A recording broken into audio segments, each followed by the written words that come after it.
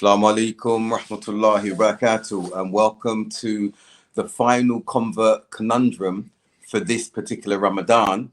MashaAllah. Assalamu alaikum, brother Jordan. Good to see you again. Wa alaikum salam. Good to see you, brother. How's it been with you? We're in the 25th night, maybe Laylatul Qadr. What I'm seeing here is it's very tranquil, very nice, mashallah. We'll have to wait and see when the sun rises to see if it's been the Laylatul Qadr. But how's it for you over there? Yeah, no, it's fine. Obviously, dealing with work, dealing with fasting, dealing with trying to get things in. Yeah, it's very different Ramadan to last year, as I keep saying, when we were locked down and so much time. And then all of a sudden this year, it's completely different. But I keep reminding myself that we get rewarded for challenges, don't we? And we've got to keep on.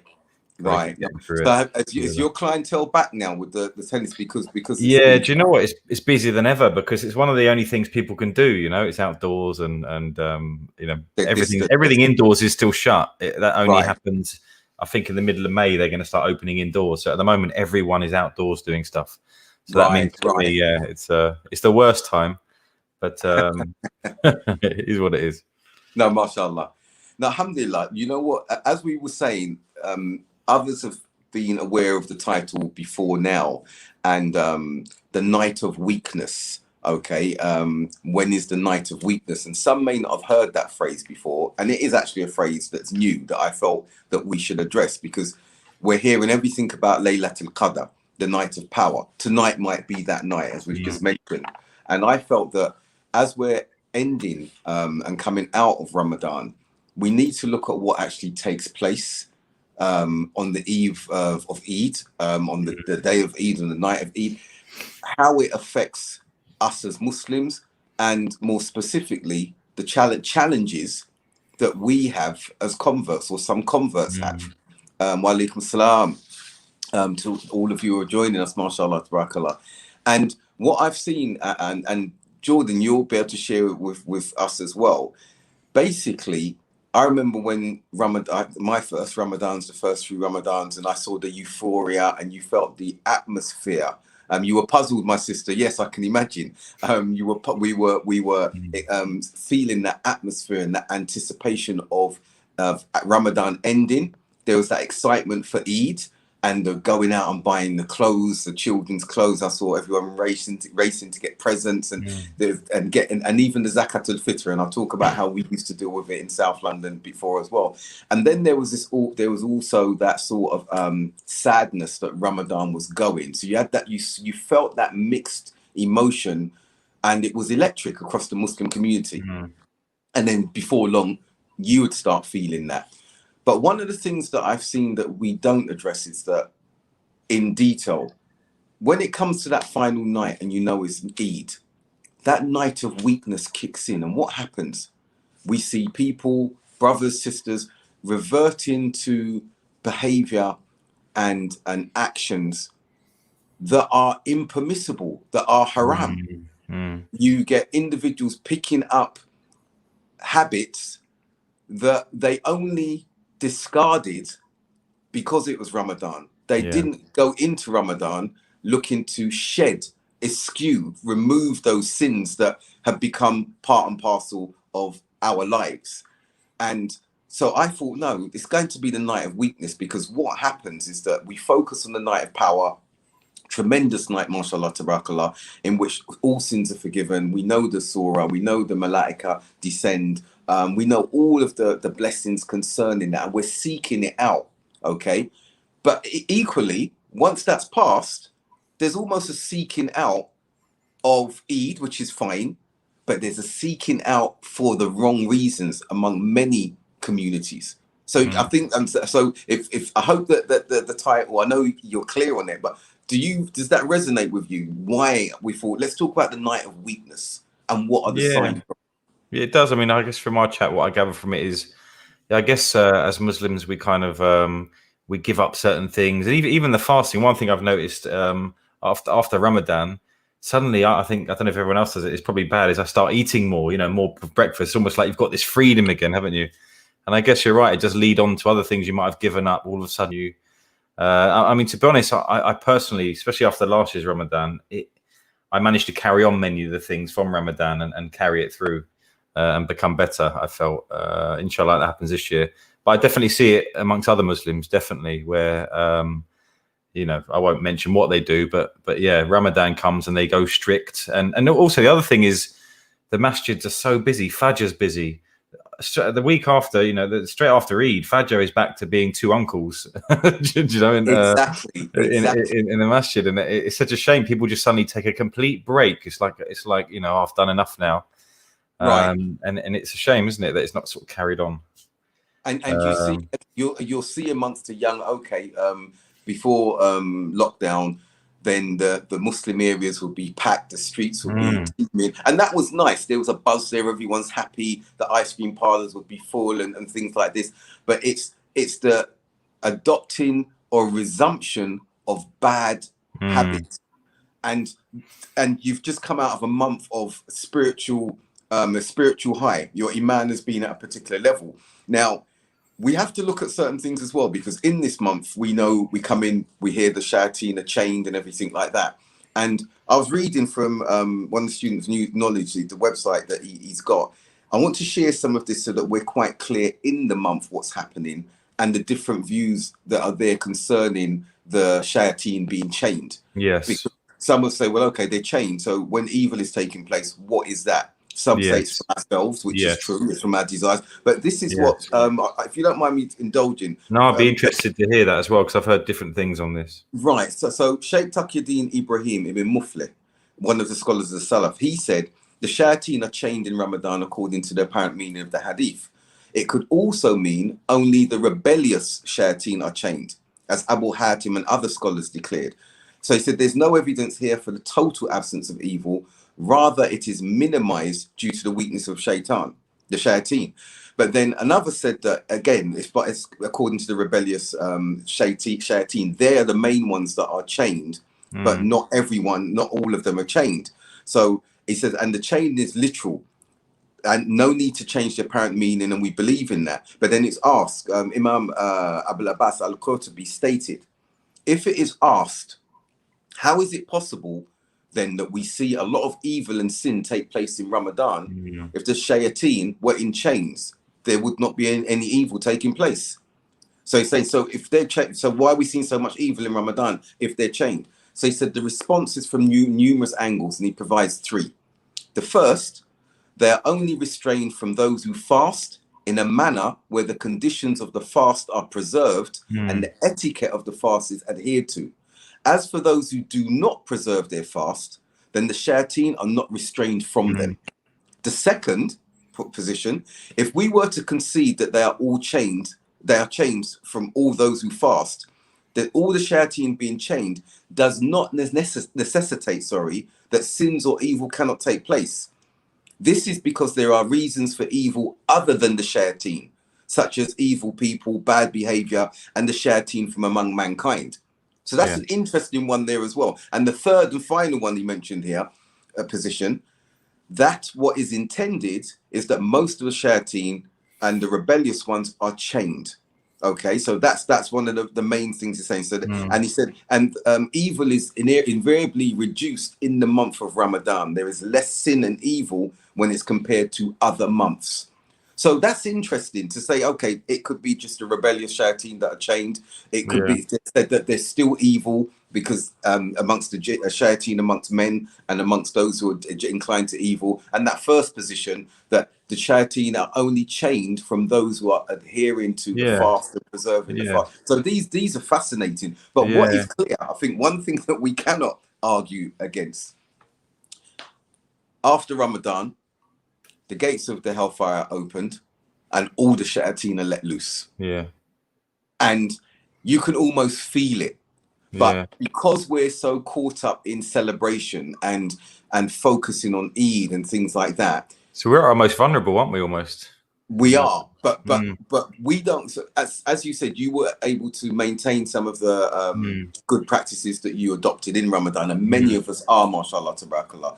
But how many of us let the guard down now? And like, right, okay, we finished fasting, switch off the spiritual tap.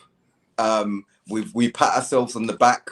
The hugs that we get, won't be able to do that so much now on Eid, but the hugs we give each other, almost Mel, I accept your fast. Yes, that's right, and everything. but then we go back to, and we don't need to mention the actions, but we go back to actions that are reprehensible, disliked, and even forbidden. And then we continue into that again.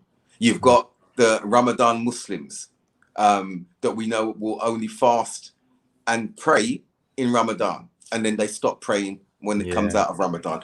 And you've got to ask yourselves, well, okay, so that night of weakness starts the very first night of Eid. As you know, the night precedes the day. Yes. Okay, so that night, the weakness comes in. There's excitement there, but also let's flip the coin as well. Whilst there's excitement for those, and many of us and our children, because it's Eid, how many of us as converts have a feeling of dread because we know that it's going to be a day of keeping up appearances when we go to the mosque, and then when we've left the mosque and others have gone back to their families and everything, we are going home alone. We are going home to loneliness, silence, because we can't go amongst our non-Muslim families and be celebrating because they don't understand that.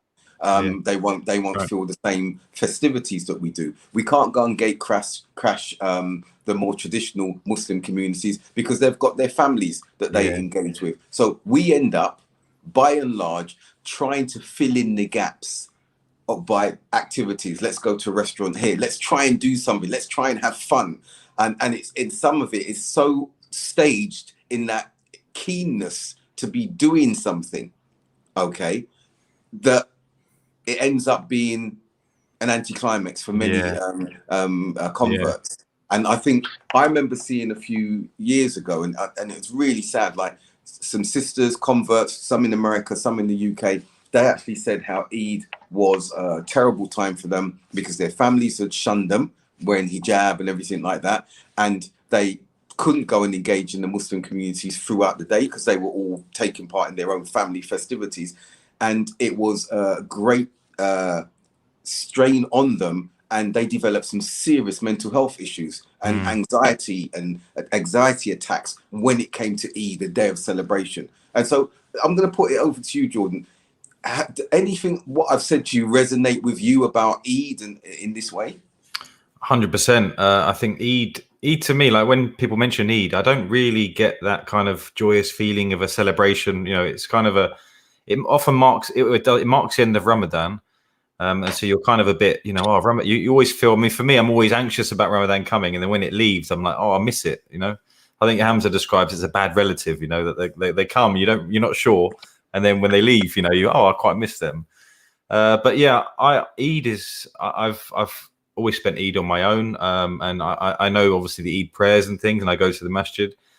But in terms of what people do on Eid, I haven't got a clue. And I have brothers around me, but obviously they're all with their families. And so even Eid coming up, this year I'm thinking I should do something, you know, I should actually do something, but you know, everyone's with their families, and it definitely is something I want to put out there, you know, that if you know reverts or things like that, I think try and include them somehow in Eid, because that isolation feeling in Eid is quite a tough one, isn't it, for reverts? It is. And like you say, it's that day, if it is, you know, the day of weakness, like you're describing it, and then you've got reverts just sitting at home alone, not having that family sort of celebration.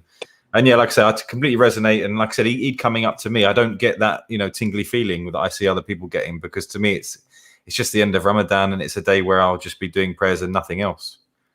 And I commend you, Jordan, because that must be, you've been Muslim 6 years, okay, and that's what your Eid is, and yet you see the excitement around the Muslim world, okay. And even I'd say here, when I first came out to Saudi, and it was Eid with my family, I thought, right, go to the Corniche, out there, prayer packed and everything like that, everyone embracing themselves.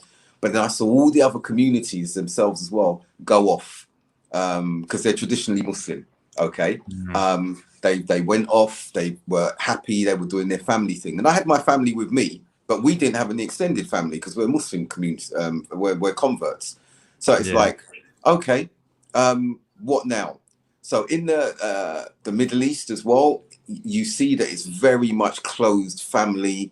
That's it. So, alhamdulillah, what's happened is the expats here, they have what are called istirahas. They get together and have these gatherings and everything like that. Some go, some don't go. My family, mashallah, tabarakallah, is quite large. So we got into the habit of being just like the other families that were spending time together. We'd make sure we're doing activities in the house, going out, book out restaurants and things like this. And we'd have events on the roof and maybe water fights because it's nice and hot and everything like that. And I'd do activity, mini Olympics, we called it Baker Olympics for my children and stuff like that. So we started doing stuff like that because I felt, okay, the children need to feel that sense of Eid. But coming back to the UK context now, what we did in the Brixton community when I was chairman there, because we saw this happening, and I remember being there on some occasions and feeling thoroughly depressed. Yes, I was married, I had my children. It's like, is this it?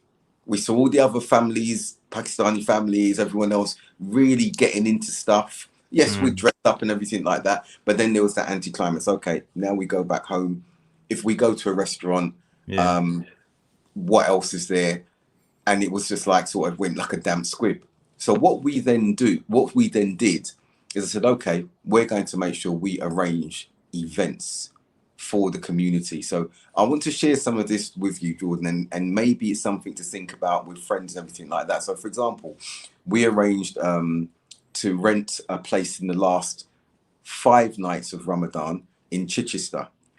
Okay, and it had a massive place. It had tennis courts, badminton courts, basketball courts, swimming pools, jacuzzi, saunas. I think it's about a 9-bedroom. So what we did is I said, okay, 9 families, like sisters, would say, right, the brothers won't go down yet for those last few nights. We want to make sure it's secure. We took our families down there, okay? And then we said on the Eid day, those who paid, it'd be a particular, not to extortion them, but there'd be a fee that they'd pay.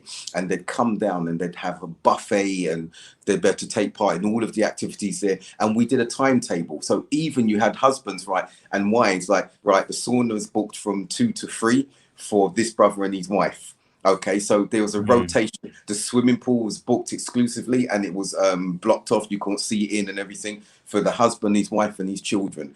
So that worked fantastically well. And then there'd be the dining areas and we had a billiard room where the brothers would be and the sisters if they wanted to rotate. So the food was cooked and it was amazing. That was a fantastic Eid where we had quite a lot come down. Those will come just for the day on Eid, but the families who wanted that longer experience to have their wives down and their children down the 5 days or whatever days leading up to Eid, they'd pay a little bit more. So that was one thing. Other events that we arranged in the community was to get coaches down to Brighton. We booked one of the hotels down there. We got a buffet spread so the sisters could come down, not just from the community, but we'd say we're hosting this. They would pay and come down a small amount. There'd be go-karting, there'd be events in Brighton on that particular day, like that. So we started doing this, Whipstade Animal Park, Safari Park, everything we were doing to say, right, there'd be a breakfast in the mosque in the morning. So we'd say, right, everyone's there, greetings. Let's say, right now, maybe an hour and a half time, go and get yourselves ready. The buses are leaving at this time. And really made an effort. And these Eids were absolutely fantastic, Jordan. Everyone, the converts especially, felt we're doing something. We felt that unison, that unity with the wider community because we had things to do. And it was busy.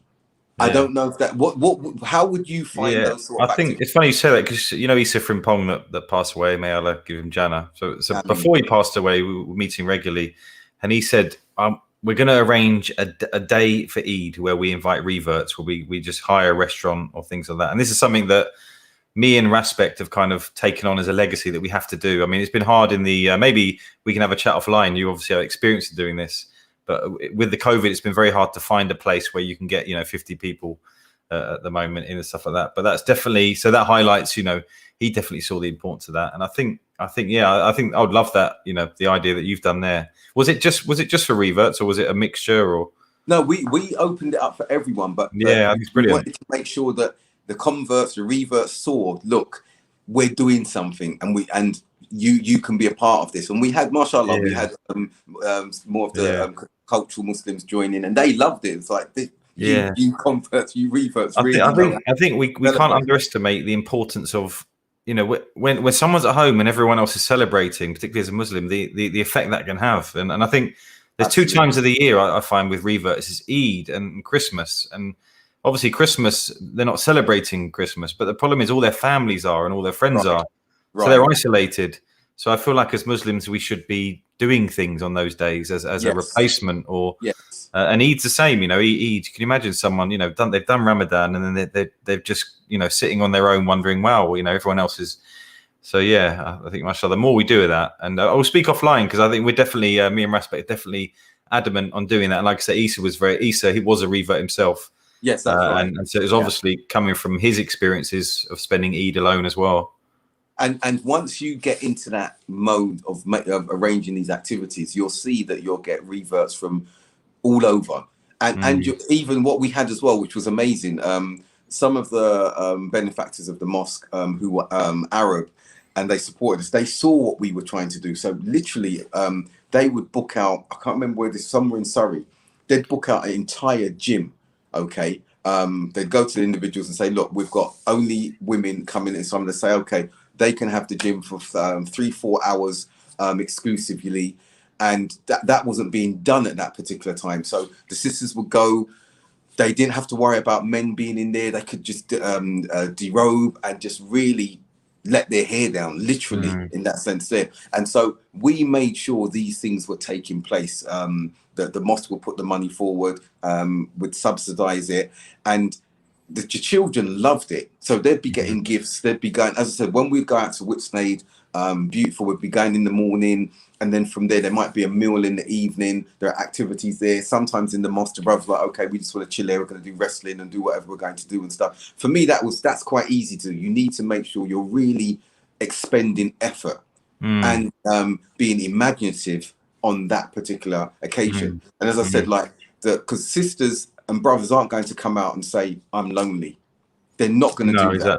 Exactly. Look at you grabbed me as being quite strong-minded. Yeah, well, you said you save face at the masjid, don't you? You just go along with it, and then you don't go, oh, I'm actually going home on my own now. You don't you don't do that. Yeah. You don't want to spoil their Eid either, do you? You kind exactly. of, you know.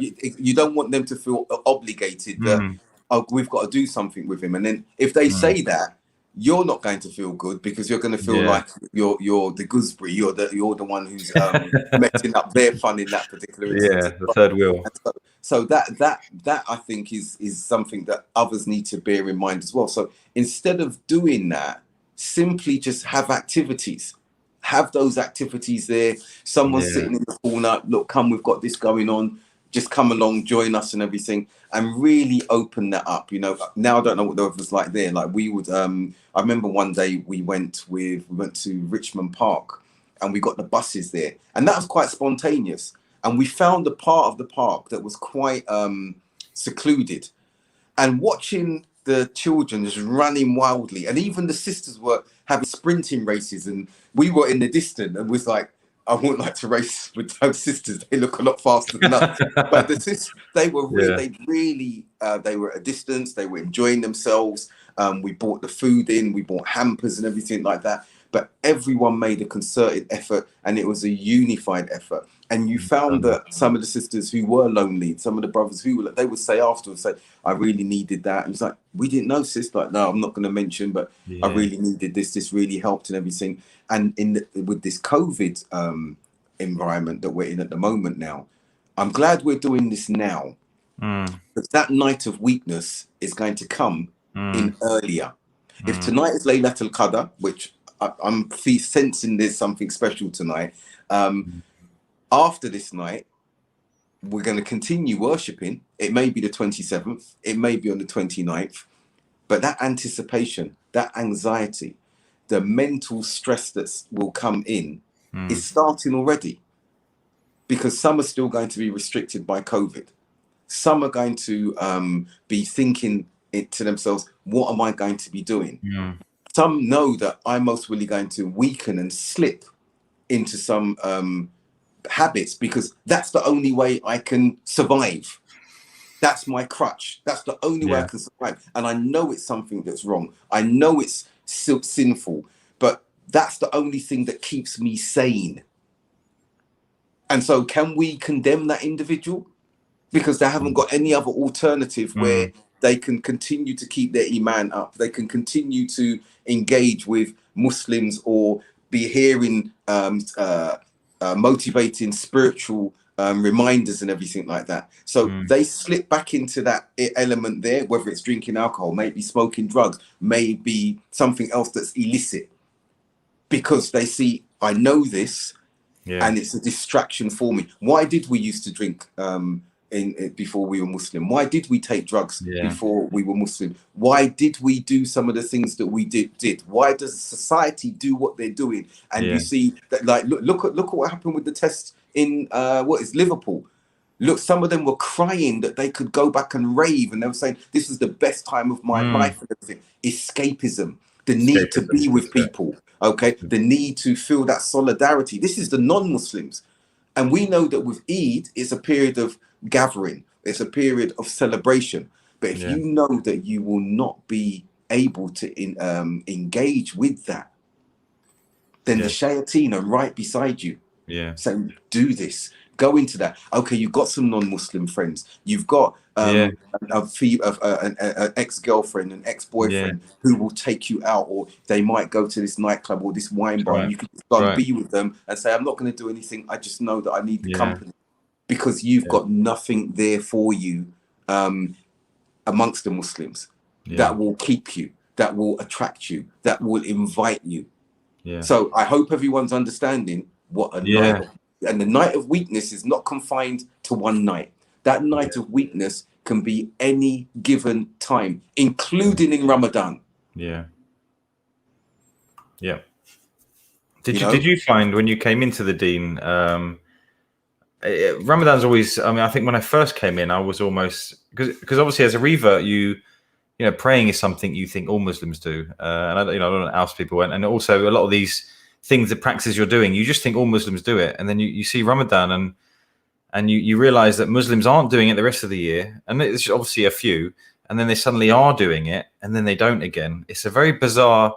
I've always been torn between sort of thinking, what are they doing? You know, Ramadan is an amazing opportunity for these. It's amazing that Ramadan pulls us all together, you know, because we're all different. We've all got different challenges.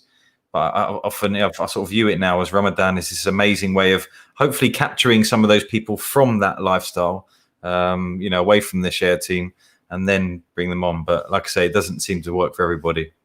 No, that it is exactly as you said. It is for strengthening and bringing these individuals in.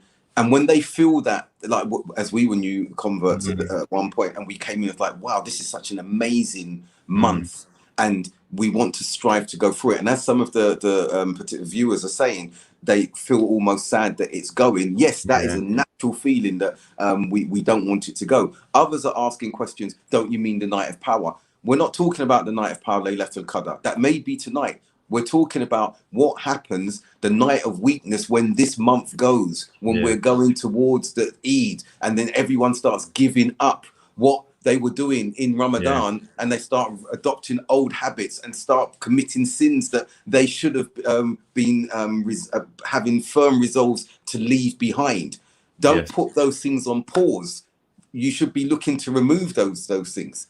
When we're saying to Allah that dua that Aisha radiallahu anha asked the Prophet sallallahu alaihi wasallam, what should I say when looking for Laylatul Qadr in the last 10 nights? And he said one thing, that dua, Allahumma innaka afuwan tuhibbul afwa fa'fu anni. Okay, oh Allah, you are afu, you love to forgive sins, so therefore forgive me. The understanding of that particular hadith is an erasing. It's an erasing of sins before Allah, that those things will never be presented to you on the day of judgment or ever again. It's wiping the slate completely clean.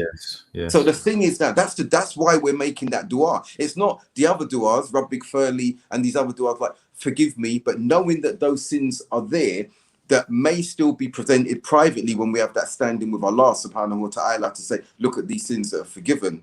No, this dua is, there is no sin there. The slate was wiped completely clean by Allah accepting this dua. It's being said often in the last 10 nights. So if we're making those du'as, how can we also have a resolve that as soon as Ramadan goes, the night of weakness comes and we embrace those sins and those habits that we were doing before Ramadan came? How does that balance? How does that equate? It doesn't make sense.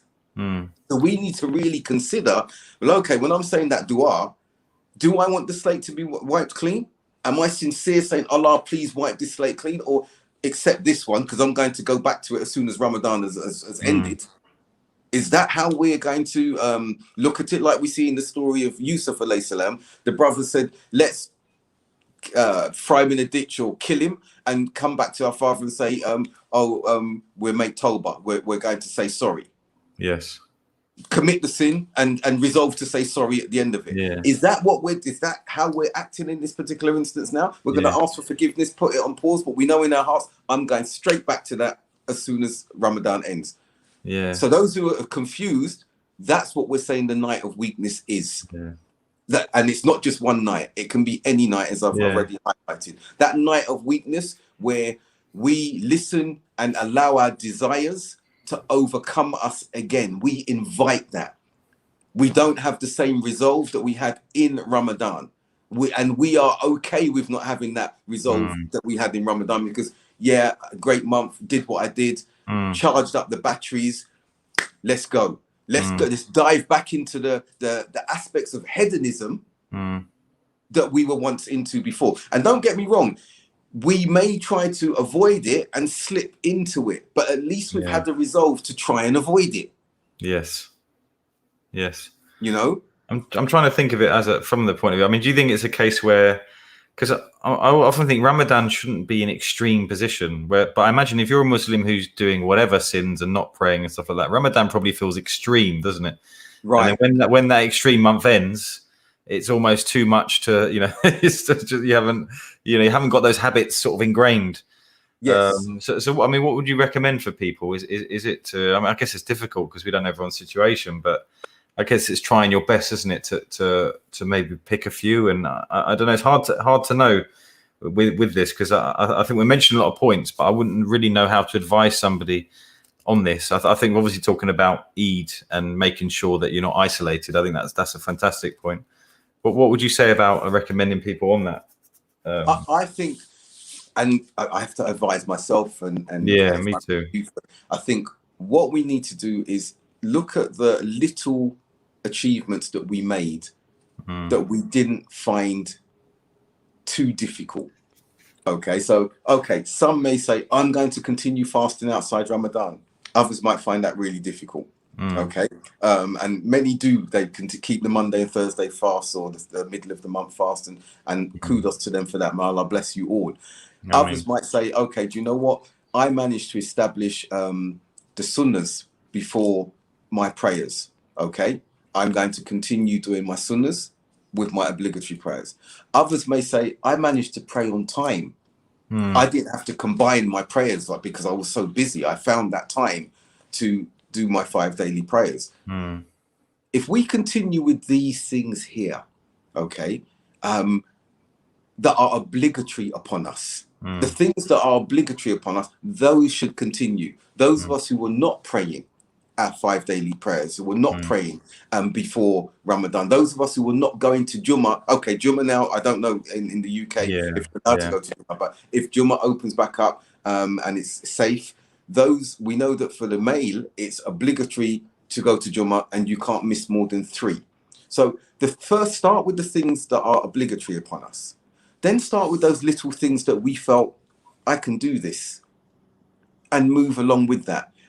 That's all we need to do. There's no way all of us are going to maintain that level of spirituality and iman that we found in Ramadan, for those of us who managed to find that. Okay, so we've got to be realistic in that instance. And we've also got to be realistic that even those of us who are doing those small steps, even those of us who are really strong outside of Ramadan, we are going to slip. We are going to have a decrease in iman. This is one of our beliefs of Ahl Sunnah wal Jama'ah. We are going to have that slip. We are going to fall into some mistakes, some sins. We're going to fall into them. What I'm saying that we must not allow to happen is that I'm going to embrace, I'm going to actively embrace and engage with these sins. Because your intention is to do that after this blessed month. Yes. That cannot be the case. If you fall into it, if we fall into it and like, oh my gosh, I've fallen into this habit again, I've got to fight it, I've got to fight it. And we're sincerely doing that, alhamdulillah, inshallah, there's good because of the intention, and we have not sought out that sin. But then to open the door to it, as many of us are going to do when Eid arrives, no one can tell me, oh no, my iman is strong, that's still strong. You can't call it a night of weakness and everything. Well, if it's not a night of weakness, what is it if you're doing all of these things that you know you shouldn't be inviting back into your lives? So I hope that answers your question. Fantastic answer. You know, obligatory things, the small things. But again, one of the resolves that we should have, those of us who are alone and those who may not even consider others who are alone, is we've got to engage. It is frightening to be lonely on a time like this. And we see what happens to the non-Muslims with regards to Christians and with regards to Christmas. And we see them seeking out people and the good Samaritans, because they know that this individual once upon a time may have had family and no longer has family for whatever circumstances, that they are alone, that loneliness can eat at you, it gnaws at you like a shadow taking you over, like an insect eating at your brain. It's a frightening thing to be lonely involuntarily. That you don't have a choice. To be lonely voluntarily can be bliss, can be solace. I need that solace, but you shouldn't have that imposed forced loneliness upon you because of an inability to reach out, or others not seeing you being invisible. So Muslims, even if it's a phone call, there's Zoom, there's everything there, and it doesn't matter, Raccoon. Being reclusive is okay. If you choose to be reclusive, that's fine, and kudos to you for that. But don't be reclusive from a point that you're crippling yourself because you cannot engage. If you want to engage, let people know what you're doing. Call me up. Let's have a Zoom call. You going somewhere? I'll meet you there. Own that reclusiveness. That's okay. But if it's something that's crippling you, we need to be there for you to bring you out of that, inshallah. And you can be reclusive and quiet. You could be sitting amongst your friends. There's some who are reclusive and they just want to be amongst their friends. They may not speak, they may not think, but they enjoy the vibe of the company. That is okay as well. That's okay as well.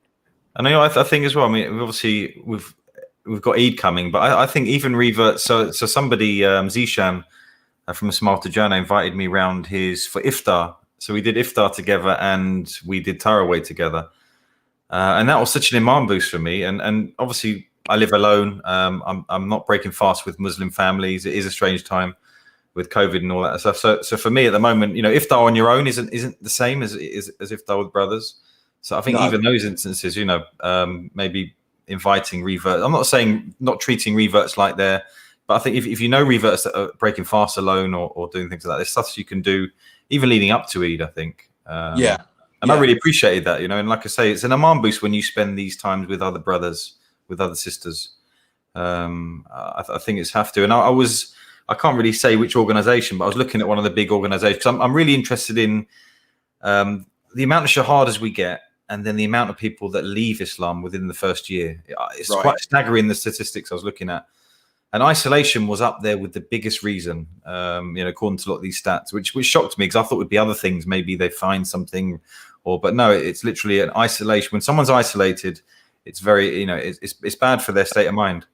So yeah, we can't really underestimate, particularly for new people that are coming to the deen. But what's important there, Jordan, as well, and possibly you can lead on that. Thank you, Jazakallah khair, Sister Amal, for good initiative for Smile to Jannah, mashallah. But one thing that I think established Muslims need to understand, us as converts, alhamdulillah, if we're going to embrace and engage with your cultures and traditions, that's nice. But as British, Okay, we've got a culture. It might be a street culture. It might be an urban culture. It might be whatever it is. So Jordan, what we need to do in that instance as well for converts, say, right, we're going to do such and such. I don't know what it is. It's what is typically English. We're going to go off to the countryside. We're going to have a Yeah. picnic. We're going to relax out there. We're going to go Brighton. Going to go and paddle our feet Fish and chips. and fish and chips. And so that Yeah. should still be part and parcel Yeah. of who we are Yeah. and what we're doing. Because what can happen is we can go in and amongst communities and they can embrace us. And that's lovely, those communities that do. But we're having an altogether different experience, which will be nice for an occasion. Okay. But that can still make us feel alien in the sense that this is not me. I'm not used to this. This isn't my cultural paradigm. Are you with me? And so, so that's why with the converts that we did things with, it was if it was African Caribbean, if it was white Brits, I've got my white Brits friends, we were like, what are we going to do? And we might go amongst the non-Muslim society and be doing our thing, but together. Like when I was in the UK the last time in 2015, that's the only time I did Eid there for the last 18 years. And I loved it because the Muslim presence shocked me. When in the 90s, the Muslim presence wasn't like it was now. This time they were out, we stopped in a park. The buses stopped, non-Muslims were watching and they came and engaged with us and everything. But then we went with my family, we met at Regent's Park, my sister-in-laws and everything. And then we went to Baker Street Pizza Hut. And because there were so many of us, we took over, I think, half of the restaurant. Others were still there and doing their thing, but we were part of that ambiance, you know, and it was like, okay, we're amongst the non-Muslim society. This is who we are. We come from this society. They saw what we were doing. We ordered pizzas and we said, please don't use the knife they came and said, we won't use the thing that we use to cut pork. How do you want it? We're going to cook it different. They gave us that special attention, but we didn't have to do anything exclusively. Like we need to be away from the non-Muslim society. No, we were part and parcel of the society that we came from. And that was seen, that was embraced by the non-Muslims, and it was embraced by us. And it was a fantastic time. We need to be able to do that as converts. We don't have to suddenly say, right, close off from the rest of society and be amongst the Muslims. And some say, why is he saying that? No, we're in the UK. It's not a predominantly Muslim society. So converts need to know that as well. In being lonely, they may be feeling, I just need to be exclusively amongst Muslims to enjoy this experience. No, grab a group of you. Where should we go? Which restaurant can we go to? Is there a halal one near us? No. Is there one where we can get vegan or we can get fish or they will cook to our needs if we want? Yes, there is. Let's go and sit in there and eat. Oh, how are you doing, John? Yes, Eid for us. Oh, you're a convert. Yeah. We need to be doing that. Yeah. 100%. You know, and if that's something, I'd say, Jordan, maybe see which friends are there and say, right, okay, is there a nice chippy? Is there somewhere else we can go to? Can we get out to the countryside and do something?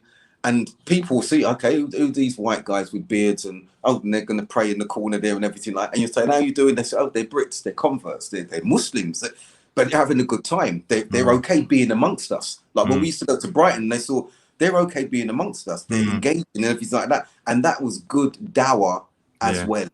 Yeah, good point. You know? So I hope everyone's clear on that night of weakness because we have to prepare ourselves for it. The signs are there. As I said, those of us who are looking forward to Eid, look forward to Eid. But remember, there are some who are looking forward to that day, not looking forward to that day, are apprehensive about it, are anxious about it, are dreading it because they're going to be alone, because they're going to be isolated. Others are going to know I'm going to slip in because of that to sins and bad habits that were the only things that can satiate me at that time. And no one knows I'm doing these things. But if I could find an alternative that can keep me away from those things, I would go with that alternative with my brothers and my sisters and everything like that. So the night of weakness is upon us very soon. The night of power, inshallah, is upon us now, I hope. If not now, if it might have passed, it might be the next few days because we've got a few days left of Ramadan. But the night of weakness can be any time that we have let our guards down or are being challenged and we don't have that support, our iman is down. So there are many things we can do ourselves to minimize the number of nights of weaknesses that we may fall into. Such an important topic. Was it your term? Did you make that up, or is that been, where did you get that from, the night of weakness? I made it up. It's brilliant. It's brilliant. It's such a good reminder as well, because I think many of us won't know it's there until it happens, you know. And I think that was for me many times. You know, as a revert, like you say, you don't really think about it till it happens. You know, it's suddenly Eid the next day. Whereas, you know, maybe this gives us time to plan and maybe prepare and invite, and alhamdulillah. That's why this is why Jazakallah khair, John, when you agreed let's do convert conundrums, and each week we've been thinking. Last week we talked about something very sensitive. The beginning we spoke about how we came to Islam and everything, but today I thought no, and I thought long and hard about this the last 24 hours. Like the night of weakness, am I inadvertently mocking the night of power? I said no, I've got to be careful. That's not what the intention is. Night of power, there's so much out there about Laylatul Qadr, and it's beautiful and it's fantastic, and I hope if tonight's Laylatul Qadr that we're being rewarded for discussing this. But let's talk about what I've termed as the night of weakness, because the signs are many, the reasons are many, and many of us in fact experience this at the beginning at the end of Ramadan, beginning of Eid, and at other times of the year. Yeah, I think it's great. And like I said, the other thing, I think we've sort of touched on it. It's the same when I went to Umrah. It was a fantastic, you know, Imam booster. You're praying you know, you don't have to worry about praying because everyone's going to the masjid. Everything closes up and goes. No fitna around. And then when I came back, I had a real low. You know, because you go from that high and you just have a low. Yes. And it's very hard it's in that mindset to carry on as good as a Muslim as you were when you're that low. And I think Ramadan's similar, you know, when Ramadan suddenly ends, you feel very flat, don't you? It's suddenly, everything goes very flat. And I agree with you. I guess this all contributes to that kind of, you know, that challenge to when it's over is to keep and that's yourself. that's a good similitude that you gave, because I started advising brothers after that happened to me, when I went to Umrah and came back, and I was so depressed when I came back. I didn't know why. I was so depressed. Look, I know people who've come off the deen when they've come back, because of like, why can't we feel that all the time? So you need to prepare them. Okay, you need to say this is going to happen. You're going to come back, and you're going to see the society that you're in. And you've come from one where you've heard the adhan, you've been to Makkah. What a fantastic experience! And you're going to have a downer. Okay, you need to prepare. The same with Ramadan. That's why we're doing the night of weakness. We need to prepare for what's going to be on the other side, because we've had this spiritual high and this spiritual focus all of Ramadan, and there's invariably going to be a dip. That's why, you know, I've mentioned in my PhD, I talk about that cognitive development framework, because I want individuals to understand we go through these stages, this overzealousness, this idealism, this dip where we're thinking, oh, things aren't as rose tinted as I thought they were. And then we become more aware and contextualize our practice of the religion. We need to share this with each other, because as you said, we've got people coming to the deen and coming off it. We've got established Muslims listening to non-Muslim intellectuals questioning their deen. And because they've seen the negative behavior of Muslims, and there's enough of that out there, they equate that to Islam. You and me would never have come to Islam if we equated the Muslim behavior with the religion. It was looking at the Quran, looking at the Sunnah, looking at the message of Tawheed, and saying this is the truth. Yes, the Muslims are all not on it. That's because of their weakness, but this is the truth. So we need to equip ourselves, remind ourselves, and prepare each other to say, look, these things happen. We've been through it. This is what it looks like. This is how you can help yourself. This is how we can help each other. Really important that you've given that similitude. And I think that we need to prepare for the other side of Ramadan. We need to prepare for that. What can we do to strengthen ourselves? And the question, how would you advise a shy Muslim? What would the advice be to shy? MashaAllah, the shyness is a good thing. Alhamdulillah. Put yourself amongst individuals if you can, or show your presence amongst individuals and just be amongst them. They may detect that you're shy, you're quiet and everything, but they will carry you along with that ambiance, with that atmosphere there. And you'll enjoy that, okay? You'll enjoy that because they've included you. Don't pull away when you're being invited in. Don't pull away. Be a part of it. Go with that tide. Go with that wave of brotherhood, sisterhood, even if you're shy. That would be my advice to you. And you'll be carried by that current. And they will vibe off you, knowing that you're happy to be with them, even though you might be introverted, even though you might be shy.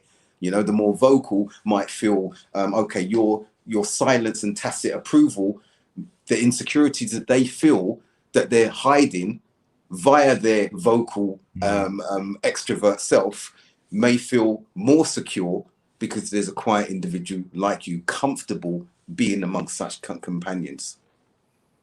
Yeah, spot on. Alhamdulillah. So, mashallah, Sister Shabnam has said here, as we're drawing to a conclusion, one of the most iman boosting quotes I heard after Hajj, which has kept me going, alhamdulillah: you are Muslims, you are the best of people, and Allah loves you. Absolutely. And I would add to that, that as Muslims, Allah loves us and Allah tests those who he loves. Yeah, definitely. And that's one thing I always, when I'm advising reverts, is when you're coming into the deen, don't expect your life to just suddenly magically, you're going to get that job, you're going to get that, you know, you get challenged, you get tested. That's right. And we see in Surah Al-Ankabut where Allah tells us the Alif Lam Mim, the English rendition, do men think that upon saying they believe, they will not be tested? Yeah. Allah tested those before them to distinguish those who were true from those who were false. So we will have that. And when we exit Ramadan, the tests are going to be there. Imagine the shayateen unfettered now. And what do the shayateen do? The last surah of the Quran, there's the waswis, there's the whispering to the base desires, whispering to those things that you're like, oh yeah, this feels, I need to do this. No one will see me. I can do this. Yeah. It's only one thing it influencing you. Two, your soul is inclined to that. And you've got the whispering of the shayateen they're champing at the bits. They're champing at the bits. Yeah, you went through a night of power. You went through these beautiful, blessed nights, praying and everything like that. We are going to be your nights of weakness. Yeah. SubhanAllah. Yeah. I think, alhamdulillah, Jordan, again, I think these shows have been amazing. Yeah, I think each week there's been some stuff that, you know, I don't really hear spoken about much at all. So mashallah, Jazakallah for bringing up topics that are probably a bit edgy for some, but have to be spoken about, you know. And I know you like to be a bit edgy as well, and I think it's important because we can often shy away from these things because there might not be, you know, popular opinion. But mashallah, particularly last week, I thought if you haven't seen last week's stream, go and watch it as well because mashallah, some stuff in there that we need to talk about. And what we can do, depending on your time, Jordan, depending on our brothers, Newcastle Fast, depending on our brothers and sisters and non-Muslim guests who are participating each week, if they want Conundrums to continue, whether it be weekly, bi-weekly, whatever, let them contact you on your channel, contact Newcastle Fast, and we're happy to continue. And bring it back by popular demand. Bring it back. That's what we will do, and we will continue. What people protesting outside Newcastle FM's. That's right. So, socially distanced, of course. But no, Jazakallah khair, Jordan. I want to say Jazakallah khair to the audience and thanks to guests that are here.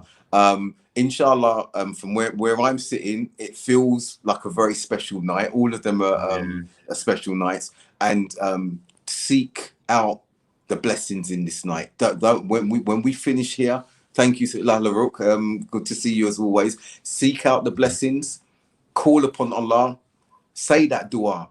If you don't know it, look it up, or you can find it on YouTube and listen to it being said. And yes, it is the last episode for now, my sister, unless, as Jordan said, you all want us back again, and we'd be happy to come back, inshallah. But let's tonight, be a night of real focus now, real focus, worship. Even if you're tired, Jordan, I'm sure that you're tired at the moment now. Let's really exert that energy, because tonight is not going to come back, and every night is not going to come back. So let's seize the opportunity in this blessed month of Ramadan. We're still here. How many have not been afforded the opportunity to be here where we are now in this month, at this moment? How many of us know or have a guarantee, none of us, that we will be here in the forthcoming year to be at to absorb this moment? So I'll end there. I'm going to get in and I've got my drinks and I've got my dates. Is I'm it going to get Fajr into time? Yeah. yeah, Fajr Fajr time. comes in about 15 minutes. I can hear my sons and family are up, mashallah. And the rest of you have a blessed Ramadan. Have a really beautiful Eid. Jordan, if I hope to speak to you before Eid, but if not, we should will speak do. before Eid, because we're going to talk about some programs and ideas Definitely. off the show, inshallah. But for everyone here who I don't see until maybe, or speak to until after Ramadan, have a blessed Ramadan. What's the rest of remains of it? Have a blessed Eid, okay? And beware of the night of weakness. And there you can hear my alarm going in the background, right on cue. Take care, and I look forward to speaking to you all soon. Assalamu alaikum wa rahmatullah. Assalamu alaikum.